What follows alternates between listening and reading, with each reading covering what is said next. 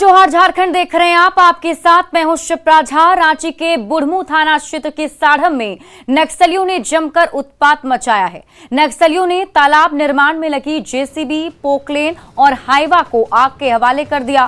TPC नक्सलियों पर घटना को अंजाम देने का शक जताया गया है। फिलहाल पुलिस मामले की छानबीन में जुट गई है। वहीं इस घटना के बाद गांव में दहशत का माहौल बना हुआ है।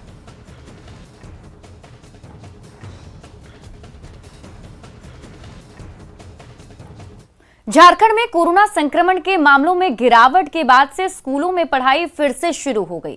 सरकार की ओर से जारी आदेश के बाद राज्य के स्कूलों में 10वीं से 12वीं तक की कक्षाओं में पढ़ाई शुरू हो गई है। स्कूलों में आने वाले छात्र कोरोना नियमों का पालन कर रहे हैं। स्कूलों में छात्रों और शिक्षक से बात की हमारी संवाददाता कोमल बहल ने। फिर से काश वो तकदीर मिल जाए, जिंदगी के वो हसीन पल मिल जाए। आओ बैठ चले उस लास्ट बेंच पर, क्या पता स्कूल के वो दोस्त दोबारा मिल जाए। कोरोना महामारी के दौरान जब एक तरफ जिंदगी जो है वो बिल्कुल रुक गई थी, ऐसे में बच्चों को भी लग रहा था कि स्कूल्स कब खुलेंगे। लास्ट बेंच में बैठ के शरारत हो या फर्स्ट बेंच में बैठकर पढ़ाई, इन सभी चीज़ों को जो बच्चे हैं वो भी काफ़ी ज़्यादा मिस कर रहे थे। ऐसे में करीब 22 महीने के बाद स्कूलों का संचालन जो है वो 6 घंटे की अवधि के लिए शुरू कर दिया गया है। बच्चे कितने एक्साइटेड है, क्या सोचते हैं, इनसे बात करते हैं। आप बताइए, इतने दिनों बाद जो है वो स्कूल्स खुले हैं, कैसा महसूस कर रहे हैं? हमको बहुत अच्छा लग रहा है कि स्कूल खुला है और ऑनलाइन क्लास में उतना अच्छा से नहीं पढ़ाई होता था और ऑफलाइन में डाउट भी क्लियर हो जाता है हम लोग का और अच्छे से हम लोग दोस्त लोग के साथ भी हेल्प लेके पढ़ सकते हैं। तो आप अभी 10th के स्टूडेंट्स हैं, बोर्ड्स की परीक्षाएं सामने हैं, क्या लग रहा था कि ऑनलाइन पढ़ाई होती है तो अच्छे से एग्जाम दे पाएंगे या ऑफलाइन में? नहीं, ऑनलाइन में रहता तो आधे से ज़्यादा कुछ समझ नहीं आता, डाउट भी क्लियर नहीं होता है। अच्छा कि स्कूल खुला कि आप लोग डाउट भी पूछ सकते हैं, समझ सकते हैं। कुछ शिक्षक भी हैं, हम उनसे भी बात करेंगे, उनसे भी उनकी राय जानना चाहेंगे। सर, एक बार फिर से स्कूल खुल गया है, कैसे देखते हैं ऑनलाइन एजुकेशन? चूँकि काफ़ी बच्चों का ये कहना है कि ऑनलाइन में डाउट्स क्लियर नहीं हो पाते, आपका क्या मानना है? जी, ऑनलाइन क्लासेस के दौरान दिक्कतें तो आ रही थी बच्चों को, क्योंकि ज़्यादातर बच्चे जुड़ नहीं पा रहे थे, चाहे वो नेटवर्क का इशू हो या डेटा का हो या डिवाइस का प्रॉब्लम हो। और ऑफलाइन क्लासेस खुल जाने के बाद हमारे लिए भी ये बेहतर हुआ है कि एक एक बच्चे पर हम अब ध्यान दे पा रहे हैं। तो खैर आप देख सकते हैं तस्वीरों के माध्यम से कि बच्चों ने जो है प्रॉपर सोशल डिस्टेंसिंग को पालन करते हुए एक सीट छोड़ करके वो बैठे हैं ऑल्टरनेटिव पे। इनके चेहरे पर मास्क भी है ताकि जो संक्रमण का फैलाव ना हो पाए। कैमरा पर्सन संजीव के साथ कोमल बहल, न्यूज़ 18 रांची। गोड्डा में भी आज से स्कूल खुल गया है। 22 महीने के बाद पहली कक्षा से लेकर 12वीं तक के स्कूल खोल दिए गए हैं। स्कूल खुलने के बाद बच्चों में काफी उत्साह देखा जा रहा है। स्कूल में कोरोना गाइडलाइन का पालन भी किया जा रहा है। अधिक जानकारी दे रहे हैं संवाददाता गौरव झा।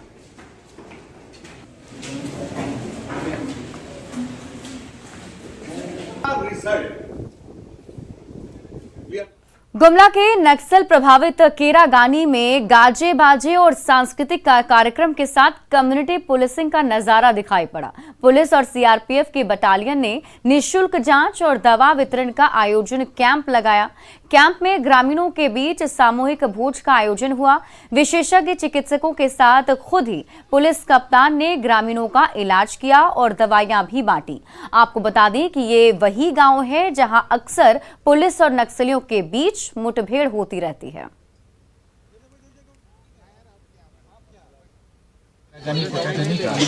और ये पूरे कुरंगड़ थाना का, इससे हम लोगों ने नक्सल को बाहर किया है।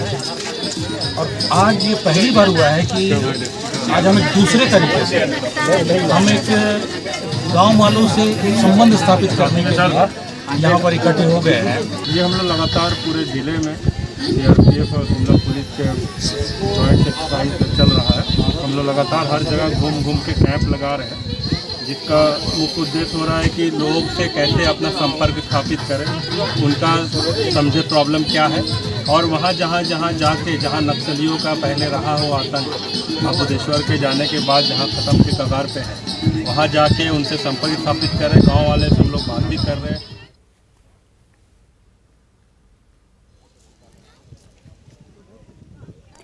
तो आपको ये तस्वीर गुमला से दिखा रहे हैं। देखिए किस तरीके से बिल्कुल एक लाइन में सभी ग्रामीणों को बिठाया गया है और यहाँ पर कम्युनिटी पुलिसिंग का ये नज़ारा इसलिए खास हो जाता है क्योंकि ये वही जगह है, वो गांव है जहां पर अक्सर नक्सलियों और पुलिस के बीच में मुठभेड़ होती रहती है।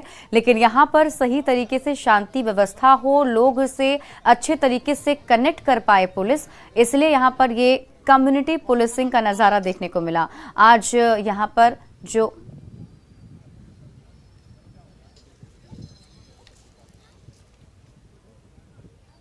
अब आपको सीधे लिए चलते हैं रांची, जहां पर पूर्व मुख्यमंत्री बाबूलाल मरांडी पीसी कर रहे हैं। धनबाद में जो हादसा हुआ है उसको लेकर कोई जिम्मेवार नहीं। अरे फिर हम बोले कि जब हेमंत सोरेन हमसे बात करेंगे तो हम बताएंगे। अच्छा बाबूलाल जी, अभी मुख्यमंत्री जी ने बहुत बड़ी बात कही है पत्रकारों के बारे में, ये बयान आपने भी सुना होगा। क्या बोले हैं? उन्होंने कहा है कि पत्रकार केवल भाजपा के वफादार हैं और भाजपा के पक्ष में ही सारा काम करते आए हैं, दिन भर भाजपा और भाजपा के कार्यालय के बाहर खड़े रहते हैं। ये भी है। इस पर आपका क्या है? मुख्यमंत्री के मुंह से ऐसी भाषा पर आपका क्या कहना है? देखिए, हमें उस पर कुछ भी नहीं कहना, ये तो आप लोगों को सोचना है ना। हमें तो शिकायत है, बार बार अखबारों में देखते हैं कि हम लोगों को, हमारे सारे नेताओं को शिकायत है कि हमारे नेताओं को उतनी स्थान अखबारों में नहीं मिलता है। मैं सार्वजनिक रूप से बोल रहा हूं। अगर हम लोग आज यहाँ कुछ बोले हैं तो देखिएगा कि आप लोग दूसरा तरफ में एकदम समानांतर वैसे ही अखबार में छाप देते हैं। तो इसलिए मैं तो कुछ भी नहीं बोलता हूँ, वो बोल रहा है इसलिए मैंने इस बात को बोला। हमें तो कोई भी, अरे हम कहाँ बोल रहे हैं, हम कहाँ बोल रहे हैं, एजेंट तो नहीं बोले। हम तो बोले कि भाई जब अखबारों में देखते हैं ना कि आज अगर मेरा प्रेस कॉन्फ्रेंस हुआ है तो देखिएगा कि जेएमएम के कोई ना कोई नेता का बगल में जरूर आप सब लोग लगा देते हैं, लेकिन उन लोग करते हैं, उसके बाद आप में किसी नेता का, हमारे नेता का कोई रिएक्शन आप सब लोग नहीं लेते हैं। ये कोई गलत में नहीं बोल रहा। अरे मैंने देखा है यार, अखबार में कहोगे तो हम आपको कटिंग करवा करके पर वक्त पर मीडिया प्रभारी को बोलेंगे, आप लोगों को भेज देगा। समझे कि नहीं? आते देखते रहते हैं ना भाजपा कार्यालय के बाहर। ओ, इसलिए आप थोड़ा आप लोग टोपी वोपी पहन लीजिए, मास्क पहन लीजिए। तो बीजेपी नेता बाबूलाल मरांडी को आप सुन रहे थे। आपको बता दें कि धनबाद में जो हादसा हुआ है, चाल धंसने से जो मजदूरों की मौत हुई, उसी को लेकर ये प्रेस कॉन्फ्रेंस की जा रही थी। बढ़ते आगे, आदिवासी बहुल सिमडेगा में बांस के कारीगरों की तकदीर बदलेगी। जिला प्रशासन इनकी पारंपरिक कलाओं को निखारने में जुटी है। इनकी कला को अब नया आयाम मिलने वाला है। सिमडेगा में तूरी जाति की बड़ी आबादी पुरानी परंपरागत कला का उपयोग करते हुए जंगलों से बांस लाकर सूप और टोकरी बनाकर अपना जीविकोपार्जन करती आई है। लेकिन आधुनिक युग में इन वस्तुओं की डिमांड घटने लगी है, जिससे इन्हें जीविकोपार्जन में परेशानी होने लगी थी। सिमडेगा जिला प्रशासन इनकी इस समस्या का समाधान करते हुए अब इनके कला को आधुनिक डिजाइन उपलब्ध कराते हुए बांस के सजावटी सामान, फर्नीचर और अन्य उपयोगी वस्तुओं की कला सिखा रही है। को लेकर दो पहलू हम लोगों ने देखा। एक जो हम लोगों ने आसन बेड़ा में सिमडेगा जिले का एक अच्छे बैम्बू हब के रूप में हम डेवलप हो रहा है। वहाँ कुछ नए कंस्ट्रक्शन कार्य और सरकार कल्याण विभाग के भी फंड से हम लोग डेवलप करा रहे हैं। वहीं दूसरी तरफ अब अगर हम लोग लरबा के कहें तो लरबा में भी अब इस चीज़ को, जलडेगा में भी हम लोग एक जगह को डेवलप कर रहे हैं, जहाँ धीरे धीरे उसी मोड पर ले आएंगे। रांची विश्वविद्यालय का आज 35वां दीक्षांत समारोह आर्यभट्ट सभागार में हुआ। समारोह में राज्यपाल रमेश बैस शामिल हुए। समारोह में कुल 24,372 छात्र छात्राओं को डिग्री दी गई। 79 लोगों को गोल्ड मेडल दिया गया है, जिसमें 49 छात्रा शामिल रहीं। 104 को पीएचडी और 2 को डीलिट की उपाधि दी गई है। इस साल कुल गोल्ड मेडल में से 61% पर छात्राओं का कब्जा है। पिछले एक दशक से रांची विश्वविद्यालय में गोल्ड मेडल पर छात्राओं की बादशाहत कायम है। 33वें दीक्षांत समारोह में सबसे अधिक छात्राओं ने गोल्ड मेडल प्राप्त किया था।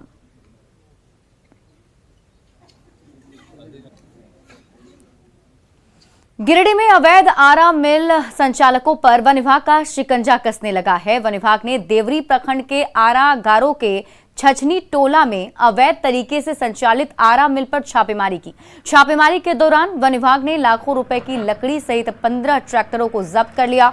छापेमारी का नेतृत्व वन विभाग के वन प्रमंडल पदाधिकारी प्रवेश अग्रवाल ने किया। वन विभाग के मुताबिक अवैध आरा मिल के विरुद्ध कार्रवाई गुप्त सूचना के आधार पर की गई। वन विभाग ने कार्रवाई करते हुए आरा मिल को ध्वस्त कर दिया है। हालांकि कार्रवाई की सूचना पाकर आरा मिल संचालक मौके से फरार हो गए। विभाग ने आरोपी आरा मिल संचालक के खिलाफ मामला दर्ज किया है। पुलिस आरोपी की तलाश में जुट गई है। अभी सामान इनको जब्त किया जाएगा, वारंट के लिए प्रे करेंगे न्यायालय से, उनको अरेस्ट करके जेल भेजेंगे।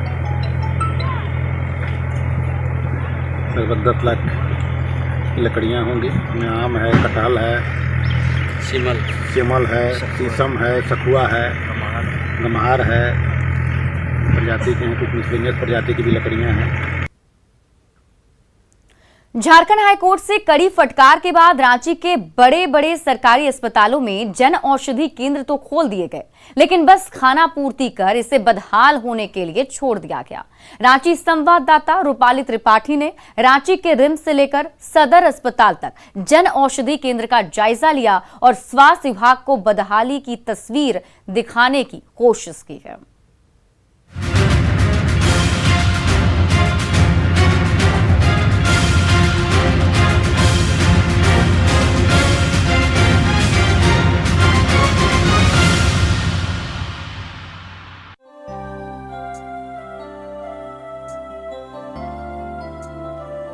सस्ती कीमतों पर गुणवत्ता वाली दवाएं गरीबों तक पहुंचे, यह केंद्र सरकार का एक प्रमुख मकसद रहा है और इसे सुनिश्चित करने के लिए सक्रिय कदम भी उठाए गए हैं या यूं कहें कि उपाय किए गए हैं।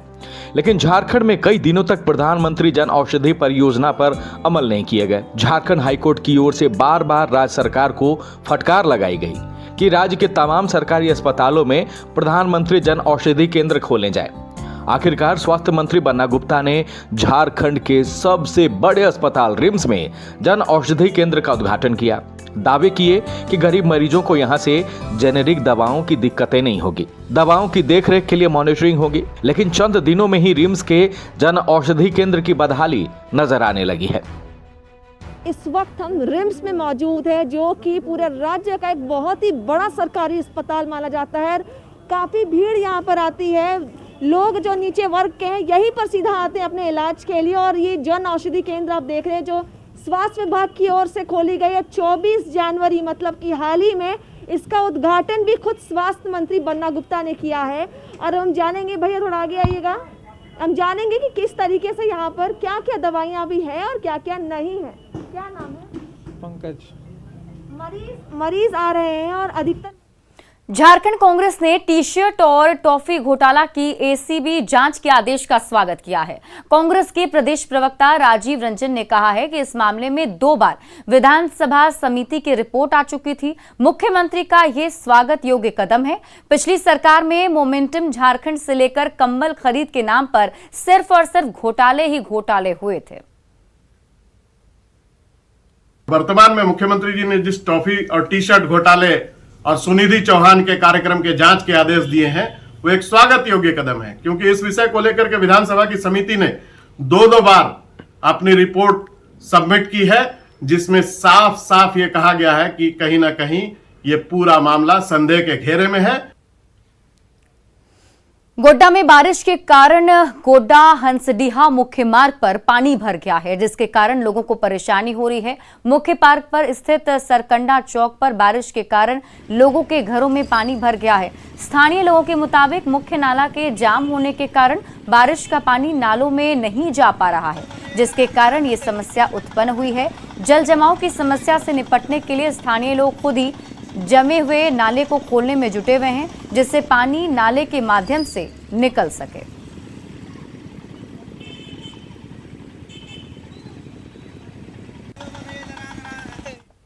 उन छोटे छोटे दुकानदारों के बारे में सोचिए। अभी सरस्वती पूजा आने वाला है, ये लोग अब कैसे दुकानदारी करेंगे बताइए। क्या हाल होगा इन लोगों का? इन लोगों के घर में पानी घुस रहा है। 5,000 बेचने में आफत है, परिवार कैसे चलेगा, देश दुनिया कैसे चलेगा, घर कैसे चलेगा।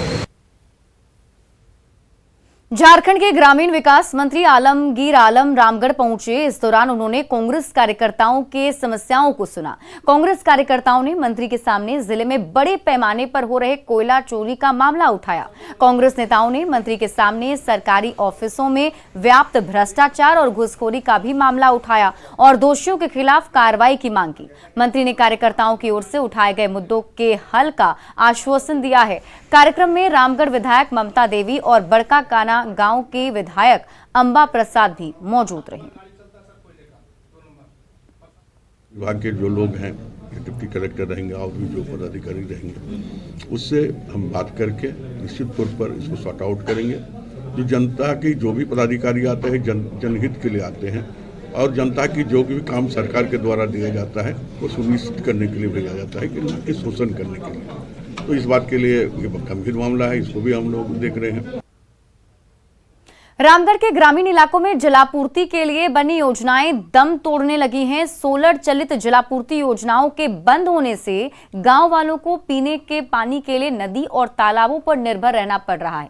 मांडू चट्टी पंचायत में 20 से अधिक सोलर चलित योजनाओं का निर्माण किया गया है, जिसमें से अधिकांश बंद हो गए हैं। मांडू के गोविंदपुर जामुन टोला में जलापूर्ति योजना विफल साबित हो रही है, जिसके कारण लोग दूषित पानी पीने के लिए बाध्य हैं। लोगों की समस्या का जायजा लिया हमारे सहयोगी जावेद खान ने। मांडू प्रखंड के गोविंदपुर के जामुन टोला में आप हमारे पीछे देख सकते हैं, इस जल मीनार का निर्माण जो है 15वें वित्त आयोग के माध्यम से लगभग 4 लाख की राशि से कराया गया था। लेकिन जब से यह बना मात्र 2 दिन यहाँ से ग्रामीणों को पानी मिल पाया। बाद में इन ग्रामीणों को पानी के लिए पास के दूधी नदी से पानी लाने को बाद होना पड़ता है। वहाँ का पानी भी प्रदूषित है। ऐसे में यहाँ के ग्रामीणों से बात कराते हैं कि किस तरह की परेशानियों का सामना इन्हें करना पड़ा, बताइए। यहाँ पर जो चापाकल था वो भी खराब कर दिया। जो पानी बना से निकलवे नहीं करता है, पानी निकलता ही नहीं है। 2 दिन चला उसके बाद से खराब हो गया। बताइए किस तरह की परेशानी है। अरे जब से ये चापानल था तो थोड़ा मोड़ा जो भी पानी होता था मिलता था, यहाँ का ग्रामीण थोड़ा मोड़ा उपयोग कर लेता था। लेकिन जब से ये सोलर प्लेट लगा है तब से ना पानी हो किसी तरह से कुछ नहीं, और वो खराब करके रख दिया सोलर प्लेट जब से लगा हुआ। तो जब से लगा तब से ये खराबी है, ऐसे हम समझ सकते हैं। बताइए किस तरह की परेशानी होती है। पहले चप्पा कलवा लो तनी मनी निकले, बर्तन तो धोवो लिए लेगो लिए नहा लिए, और अभी है सोलर लगल तैयार से कुछ पानी ना निकलो। पास में एक स्पंज आयरन फैक्ट्री है, उसके कारण दूधी नदी के पानी जो है प्रदूषित हो गया है। ऐसे में समझा जा सकता है कि ग्रामीणों को आज भी लगभग 1 किलोमीटर की दूरी तय करके पानी के लिए दूधी नदी जाना पड़ता है। पूरे मांडू चट्टी पंचायत में इस तरह की कई योजनाएं हैं जो पूरी तरीके से फेल हैं, और यहाँ के ग्रामीण आज भी पेयजल के लिए दूधी नदी जाने को बाध्य हो रहे हैं। जावेद खान, न्यूज़ 18 रामगढ़। राजधानी रांची सहित पूरे झारखंड में कड़ाके की ठंड के साथ ही झमाझम बारिश हो रही है। बारिश होने से सड़कों पर सन्नाटा पसरा हुआ है। ऐसे में लोगों को भी काफी परेशानियों का सामना करना पड़ रहा है। लोगों का कहना है कि बेमौसम बरसात होने की वजह से खेती में भी उन्हें काफी नुकसान होता है। लोगों से बात की संवाददाता कोमल बहल ने। रांची सहित पूरे झारखंड में देर रात से बारिश हो रही है। रांची मौसम विज्ञान केंद्र के अनुसार राज्य भर में 4 फरवरी को हल्के से मध्यम दर्जे की बारिश के साथ वज्रपात की आशंकाएं जताई जा रही थी। राज्य के लोगों को पिछले कुछ दिनों से कपकपाती ठंड से राहत तो मिली थी, लेकिन देर रात से बारिश हो रही है, जिसके कारण जो है न्यूनतम तापमान में भी गिरावट दर्ज की गई है। हालांकि मौसम विज्ञान केंद्र ने कहा है कि आज शाम तक जो है आसमान में काले बादल छाए रहेंगे, लेकिन 6 फरवरी को मौसम जो है आसमान जो है वो बिल्कुल साफ हो जाएगा और 15 फरवरी के बाद से झारखंड के लोगों को ठंड से राहत मिल पाएगी। कैमरा पर्सन संजीव के साथ कोमल बहल, न्यूज़ 18 रांची। बरसात के कारण बहुत सी किसानों को, हम लोगों को अभी सुबह चले तो हर एक जगह गड्ढे भरे हुए हैं, पानी से प्रॉब्लम होती है। खेती वालों का बड़ा नुकसान हो रहा है। फरवरी आ गया फिर भी बारिश हो रहा है, और ठंड भी अब फिर से बीच में कम हो गया था पर अब बढ़ गया है। और बारिश से बहुत सारे परेशानी भी होता है, बाहर निकलने में कुछ काम भी नहीं कर पाते, ठंड भी लगता है। और जैसे कि अभी तो हम लोग गांव में रहते हैं, खेती भी करते हैं, तो खेती भी बर्बाद हो रहा है, फसल भी बर्बाद हो रहा है। काफी नुकसान। हाँ। खरसावां जिला के आदित्यपुर में स्थित पेयजल एवं स्वच्छता विभाग के जर्जर भवन का छज्जा भरभरा कर गिर पड़ा। हालांकि घटना के दौरान ऑफिस में कोई कर्मचारी मौजूद नहीं था। घटनास्थल पर मौजूद कर्मचारी के मुताबिक भवन की हालत पहले से काफी दयनीय है। विभागीय अधिकारियों को स्थिति से कई बार अवगत भी कराया गया, लेकिन अधिकारी जर्जर भवन की मरम्मत नहीं करा रहे हैं।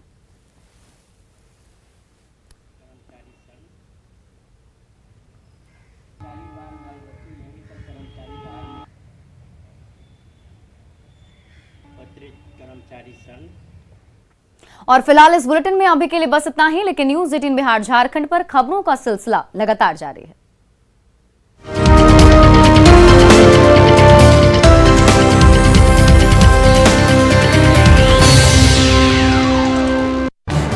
इस न्यूज हेडलाइंस के प्रायोजक पेट सफा